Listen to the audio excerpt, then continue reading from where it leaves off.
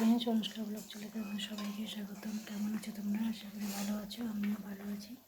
তো আজকে আগে রান্নায় দেখিয়ে দিলাম, তারপরে কথা বলছি। শরীরও ভালো না। দেখো এদিকে ছানার তরকারি হচ্ছে, আর ওইদিকে আমি সয়াবিন আলুর তরকারি রান্না করছি।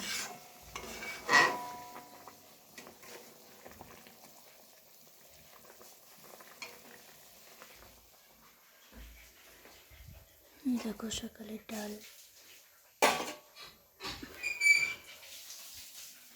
স্কুলে চলে গেছে।